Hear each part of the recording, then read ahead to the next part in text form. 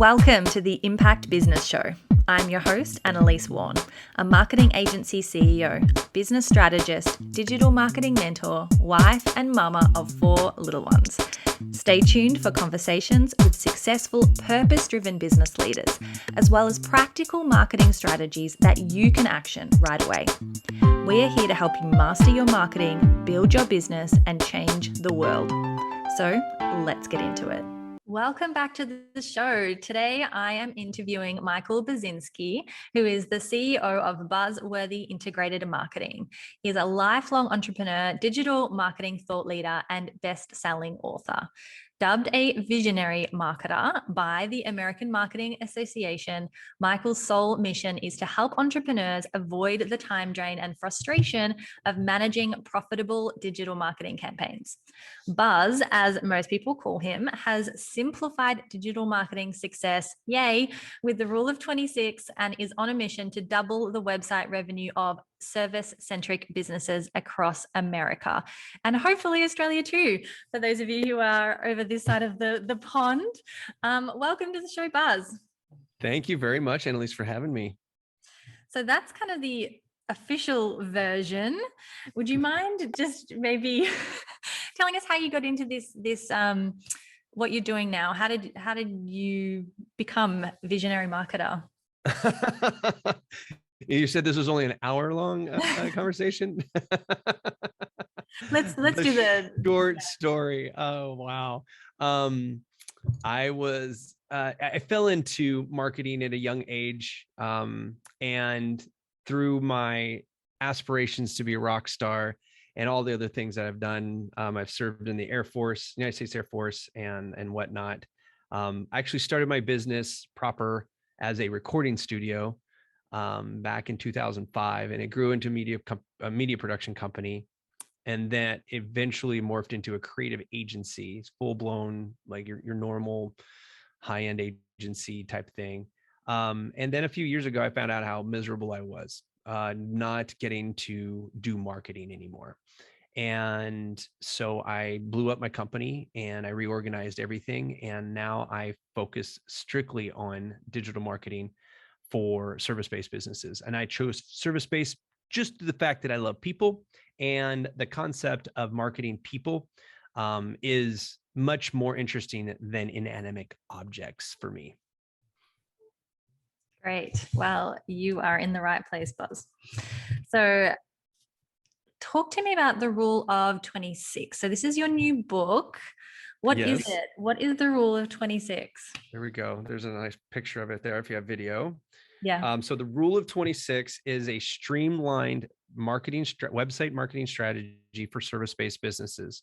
So I basically broke down the myriad and plethora of KPIs, which is a key performance indicators of marketing. So if you went to, say, HubSpot, they have right around 38 different KPIs that they can identify as monikers of success within marketing. If you go to Shopify, they have something like 73 KPIs. Now, as business owners and even marketers like myself, I do not have the time, nor does anybody or should anybody take the time to really inspect that many KPIs. And so I made it my mission to simplify it down to as little as possible. And it really became a math problem.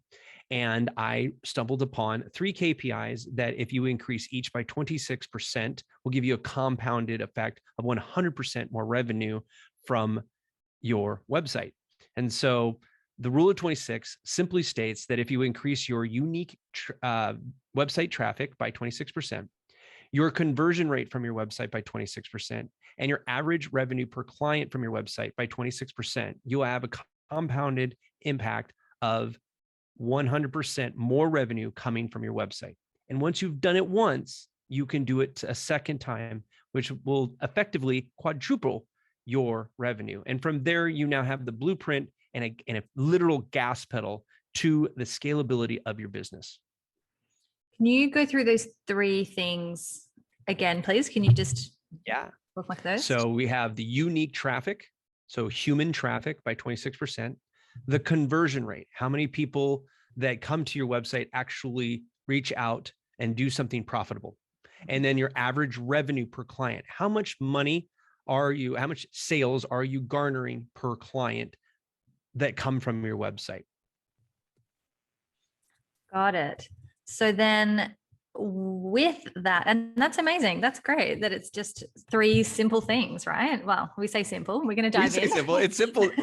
The thing is, strategy is always an overarching implementation, right? So that you have to have your strategy to create your plan. Your plan is then gives you your objectives, right? And so I made it so simple that really your strategy is the plan and the objectives are within the strategy. So now we have shortcut that 60 to 90 day process of creating a digital marketing strategy because we've identified the measurement of what we're going to measure and how much we're going to increase or change and where those changes need to happen.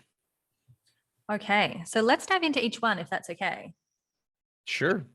So, how do you encourage people to think about traffic and approach getting more traffic? So I feel like the first thing we have to think about in traffic is that we need to measure unique traffic. It's a very specific type of traffic. It's human traffic. So we have to filter out all of the bots and the spiders and the crawlers and the spam and all of those things, right? That way we're working with real numbers.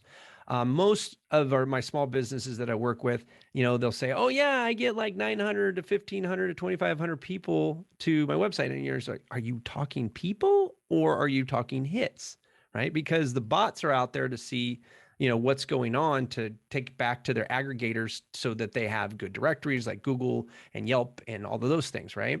And so the first step is really making sure that your clean data is coming in. And then from there, it's about building out your network, your digital network and your physical network. So many people think that, oh, well, if I am talking to somebody person to person, or maybe they're reading a flyer that I have or a brochure, that they're just going to call me. Nah, 68% of every purchase starts with a search query.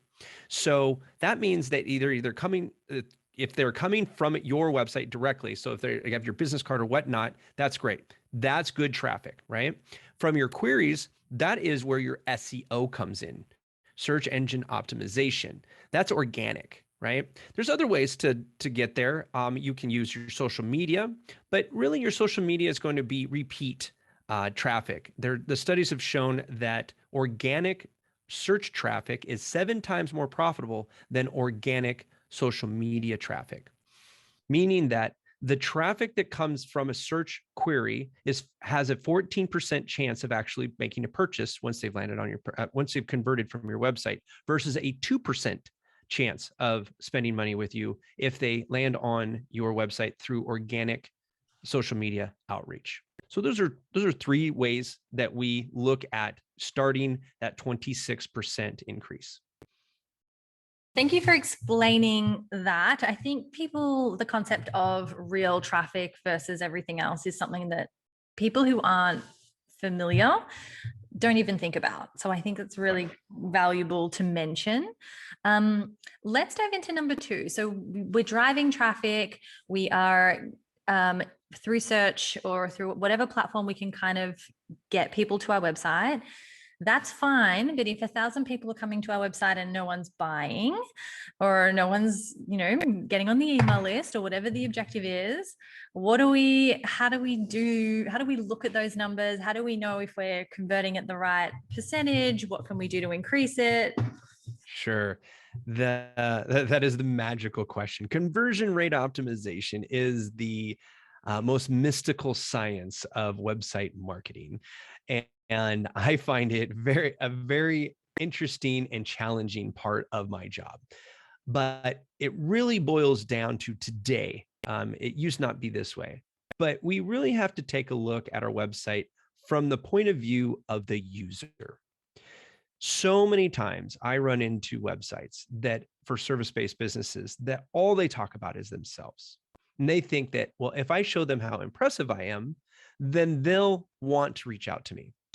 Sorry to say, in this day and age, people are very selfish, including the people listening right now and me and you. We're all selfish. We're there to do one of 2 things. solve a problem or fill a desire.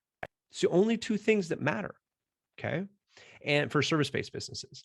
And so if you make it all about you, you are not connecting with their need or desire. So the first thing we take a look at is, what is your story that you're presenting on your website from the get-go? And is it congruent all the way through? Does it start with their need or their desire?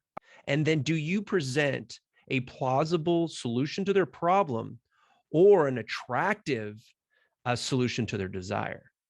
And then from there, do you ask in the right manner for action? Are you asking for the right actions? Sometimes an email is all you're going to get the first time. And then you do have to go off your website and into, say, an email marketing, or maybe you have another way to redirect or retarget them through social media ads or Google ads or display ads or anything like that.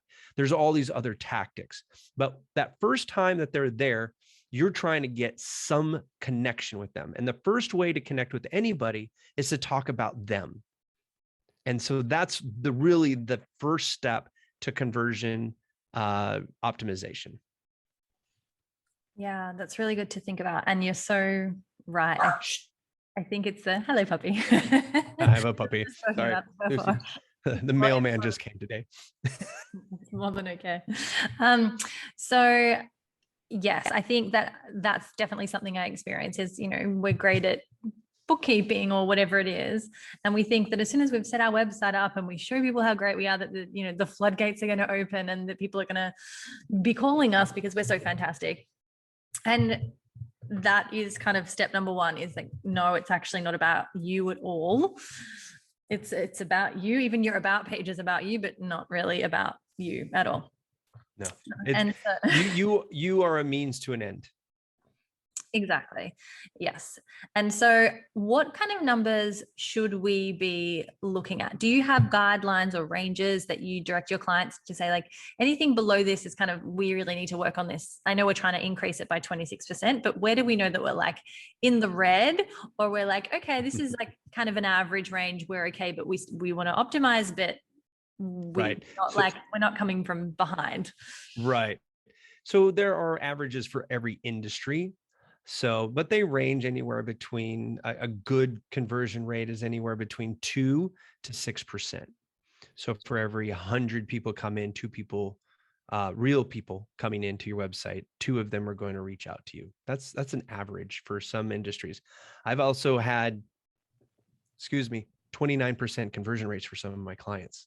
So it just depends on how niche your business is. If you have a very broad and common, even a commodity of a service, then you're going to have a much lower conversion rate because the people are shopping around. They're not necessarily shopping for price, so never compete on price, but they're looking for that connection. And they're going to take a look at the look and feel and what your tone is of what you're talking about. Are you talking about you, or are you talking about their needs or their desires, right? And so I feel that really what we need to take a look at is, if you're at, say, 0.5 and we increase it by 26%, you're talking just around 0.12 to 0.13. Well, usually we're going to end up blowing that out of the water when we attack it, right? That's okay. We're just using 26% as the guideline to getting you there. And, your first time through making the adjustments could be simple as changing how you ask for the sale, or maybe you stop asking for a sale and start asking for other things. Mm-hmm. Yeah, great. And so is that where you normally start that conversation, is the language? Do you guide your clients in terms of visuals and that kind of thing if they're doing it themselves? For sure. So we have some done with you programs that allow people to basically be part of the design process. So they might not be able to afford it to do it all, have us do everything. And so we have some industry templates that are just really wireframes to say, this is kind of how stories go. And we're really helping them narrate a story.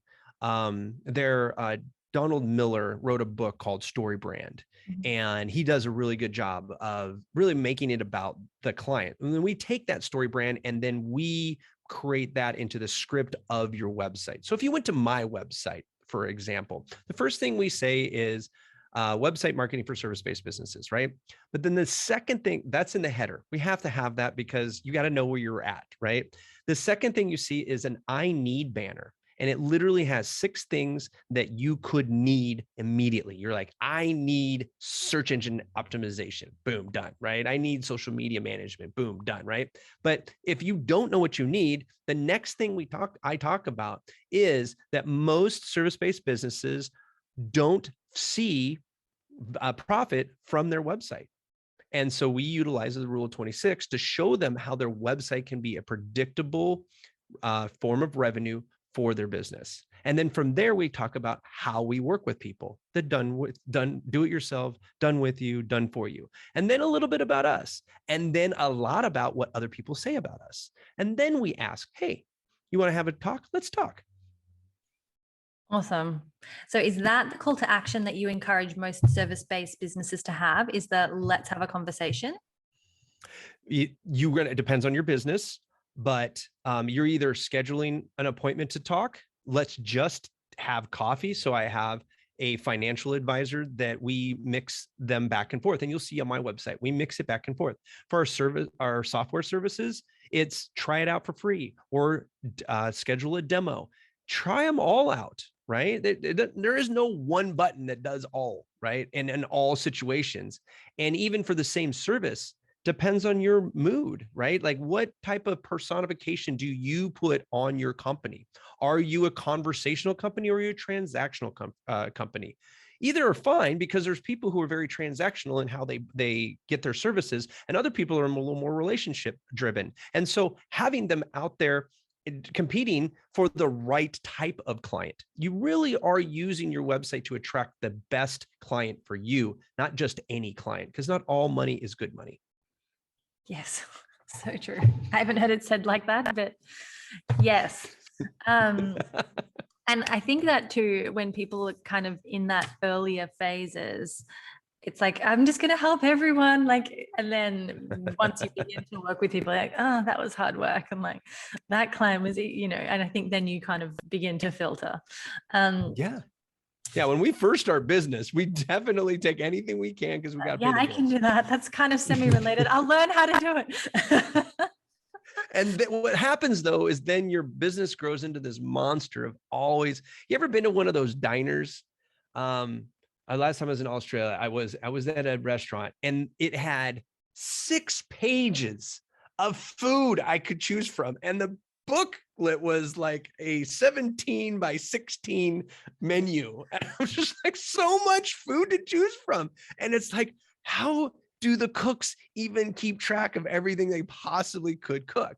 Versus if you go to a small diner, and they usually have like the eggs and bacon, the French toast, a couple of things, like one sheet. And those people usually do a better job because they are really good at a few great things. Yeah, my dad's a chef, and so I hear this language a lot. Small menu. Yes. Yeah. Well, I was in Darwin. I don't know if you've ever been to Darwin. Darwin. I actually haven't. This is the second time I'm thinking about Darwin today, but no, I haven't. It's at the top. Gorgeous. And I'm right at the bottom. Okay, gotcha. There's a college town there, and that we were in, and they're notorious. The diners in college towns are notorious because they're used to kids or students from all around. So they have so many tastes that they're trying to appease at the same time. And that's what a lot of micro businesses try to do. They try to appease too many types of people, and they never end up filtering down to the people they actually like to deal with. So we used to do a lot of e-commerce, and we did products, and we did retail, and we did this real estate and all these other things. And then I found out, I was like, I don't like retail. And I don't like doing marketing for restaurants. It's not the beast that I enjoy doing. But one of the things I do like are service-based businesses that are closely, they're owner operated, and they're passionate about what they do. Okay, I can work with that person. Yeah. I love working with that person. Agreed. All right. That's really helpful to have that talk about, having a bit of a wireframe and that sort of thing, because I think having a formula that, yes, you're going to make it your own, but for people who have no idea where they're starting from, and they just, that Boom. looks pretty. We need to move away from just that looks pretty to like, this is the strategy behind what we're doing.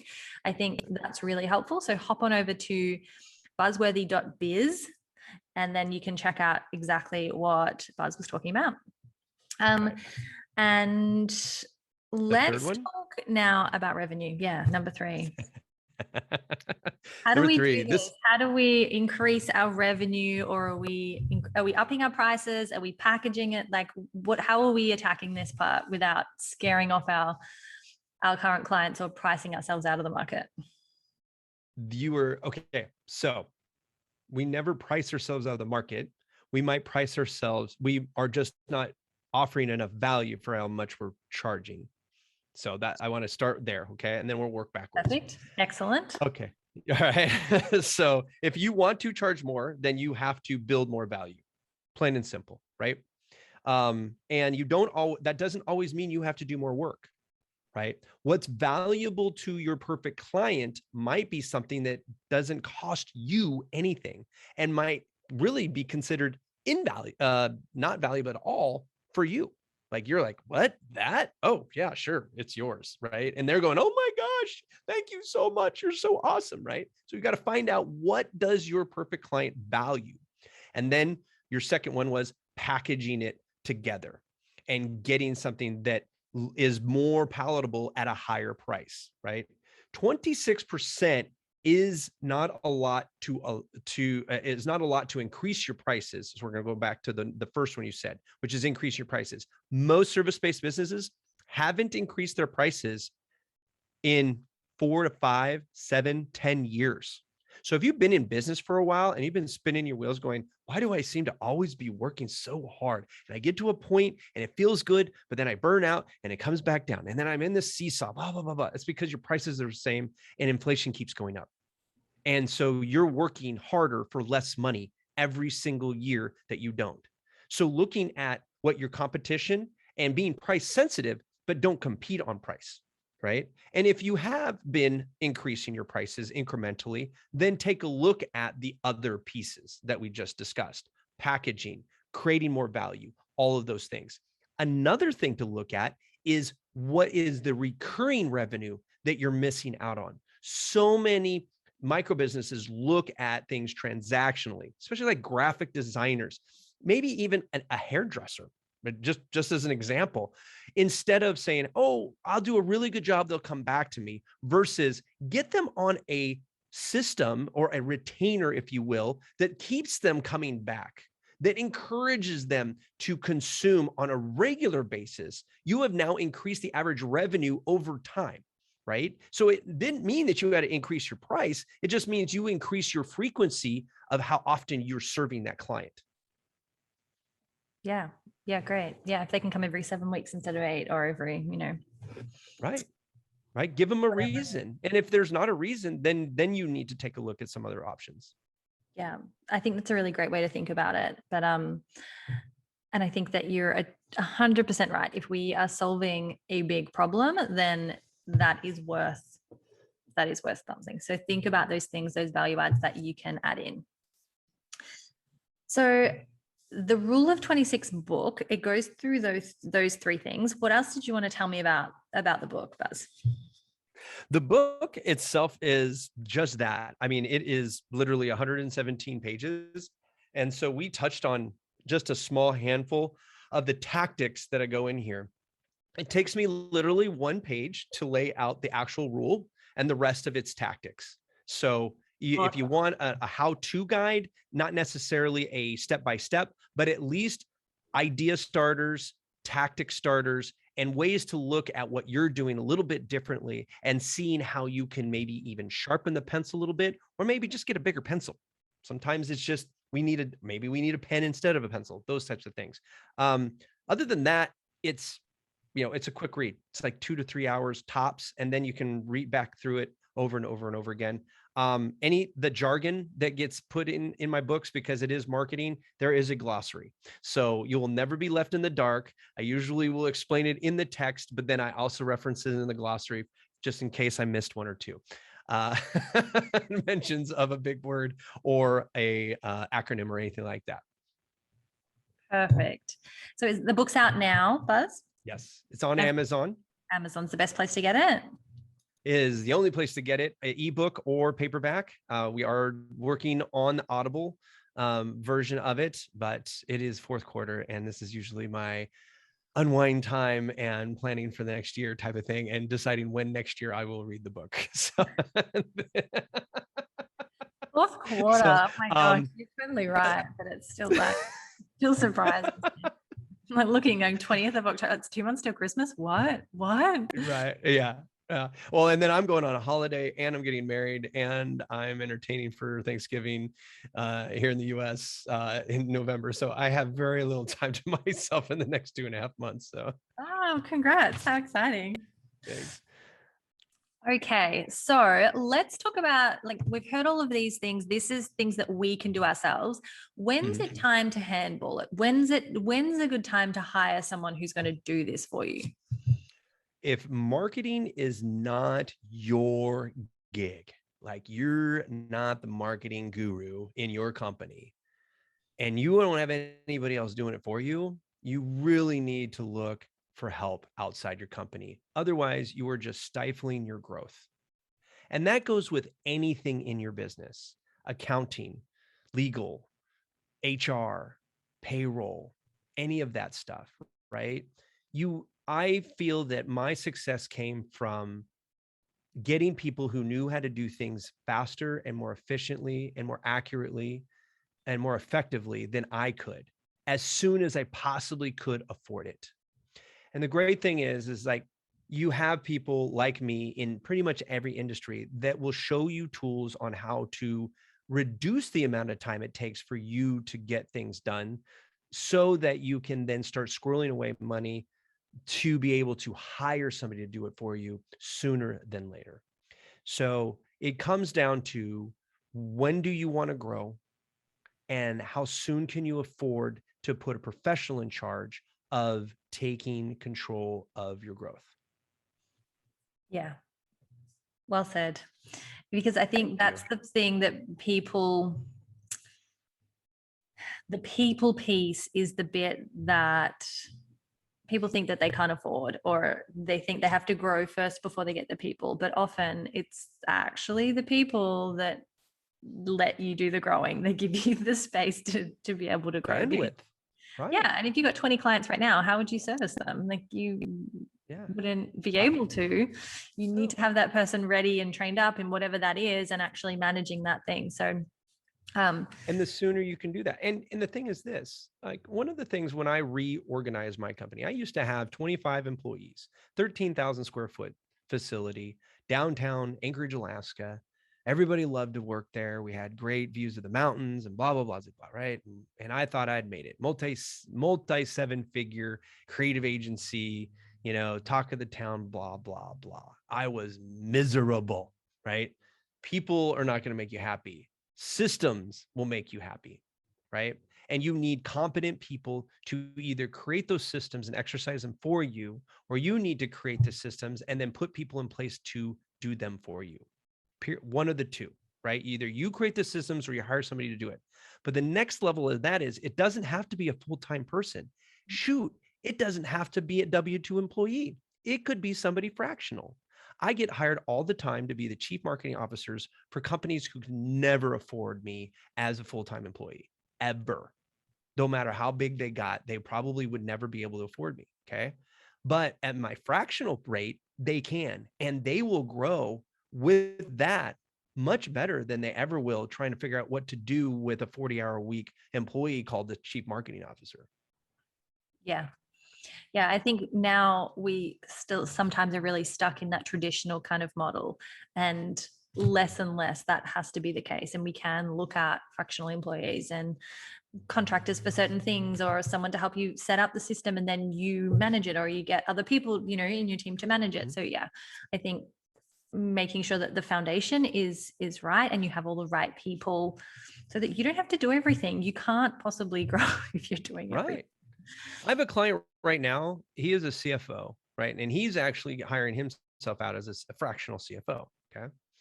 was the chief financial officer, right? And so he comes from accounting and a whole 9 yards.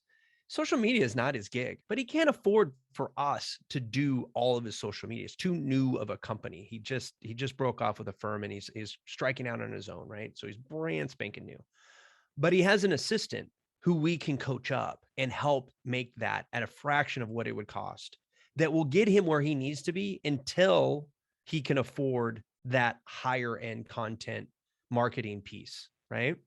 So it's not that you need the Cadillac today to get there. We just need the Hyundai to make sure we get all the clowns in the car and get it down to the circus so we can, dance for our money, right? It's just the way it goes. Full of the sayings today. What? Yeah, I love it. Okay. Get all the clowns in the car. Hilarious. Yes, it's true. It's true. So think about, let's be strategic about it. Let's think outside the square. It doesn't have to be, okay, I need to now hire this person. We can, get strategy, move it off to a VA or whatever that kind of looks like. You can make it work for you and play to your strengths in your business and what you actually want to be doing. Like you said, you weren't doing any of the marketing and that was leaving you miserable. So then don't do yourself out of a job if you actually really love what you were doing and hire the other pieces.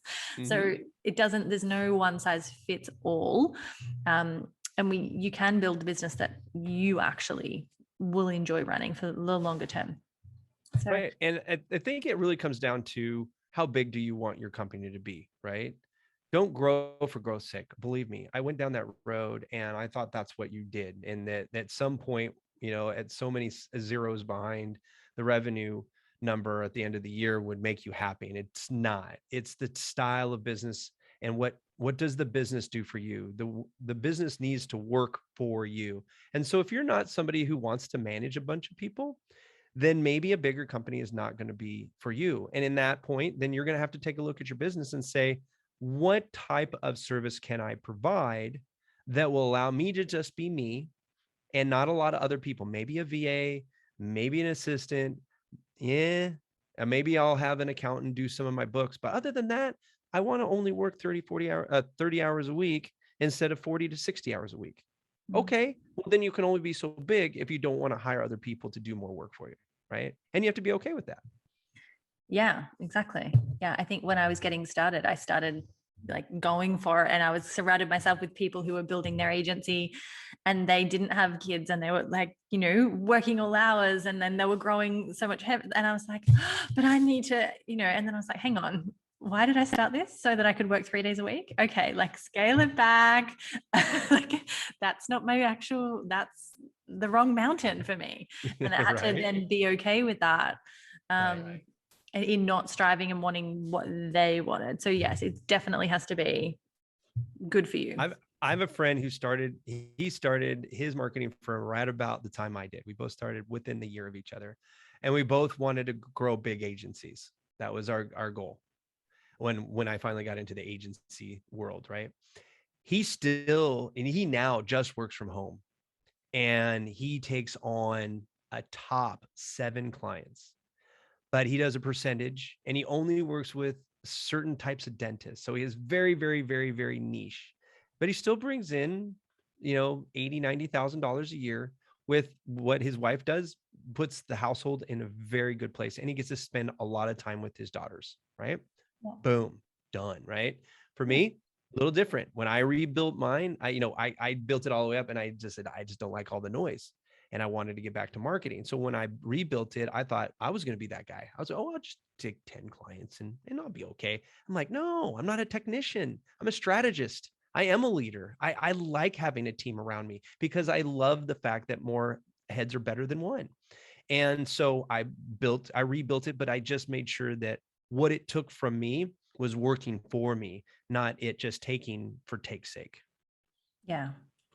Yeah. And I think sometimes giving yourself that grace and that freedom to play and try something and be like, actually, no, be okay with the sunk cost of potentially folding that back down again and going, no, I'm going to try this direction. And yeah, I mean, we got that's the scariest thing.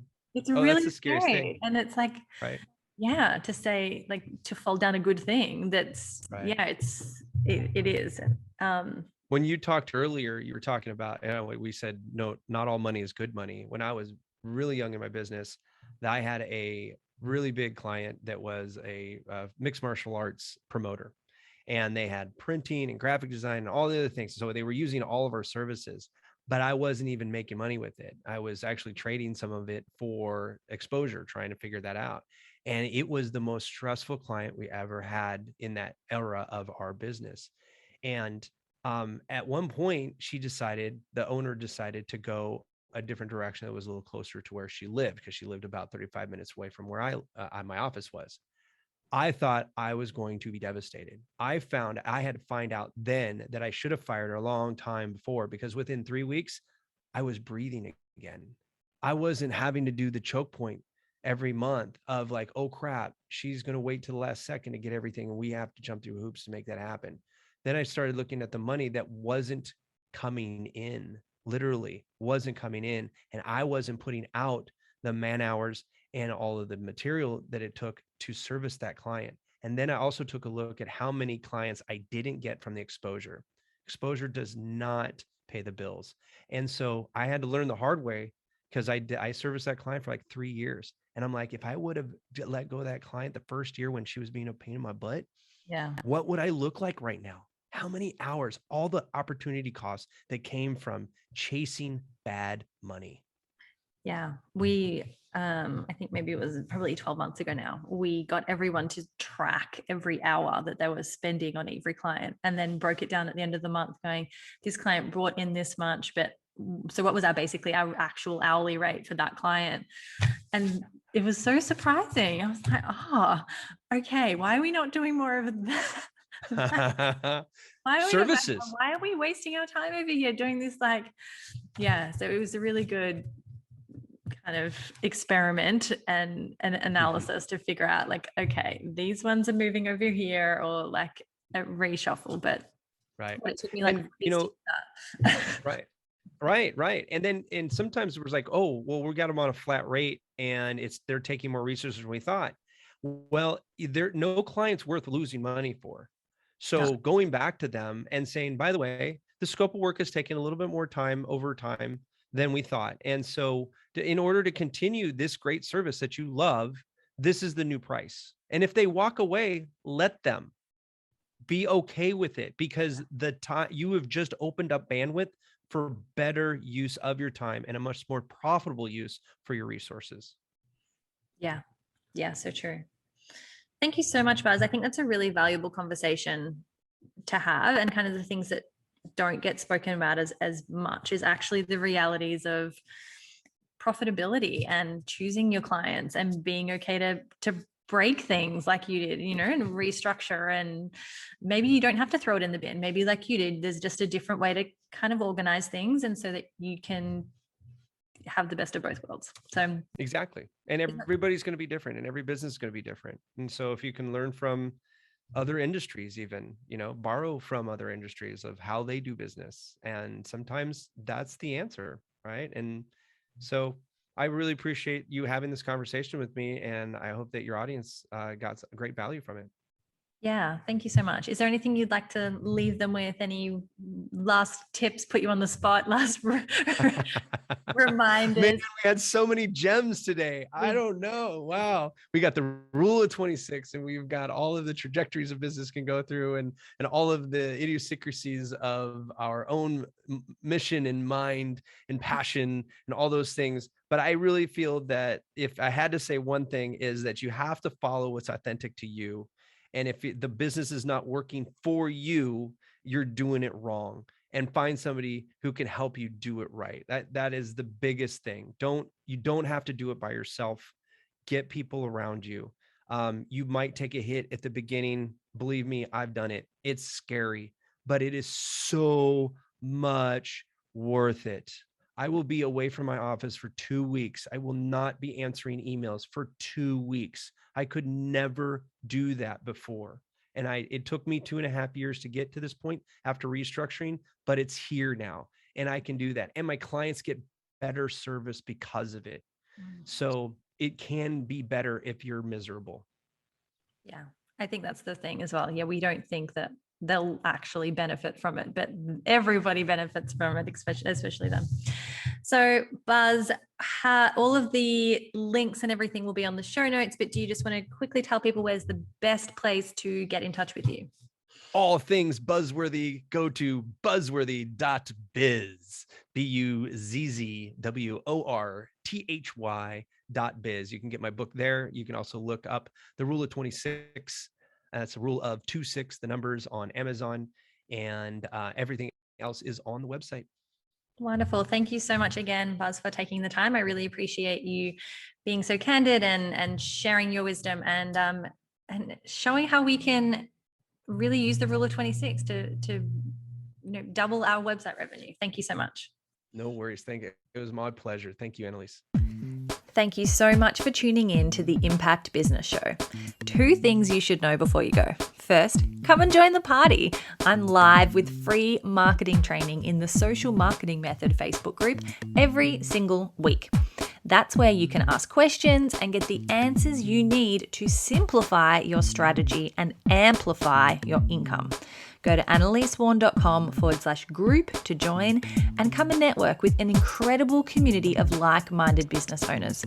Now, second, if you have got any value from this episode, please rate, review, and subscribe, and share it out on your socials. Your support helps us reach more purpose-driven entrepreneurs and increase our impact in the world. Thank you, and I will see you next week. Bye.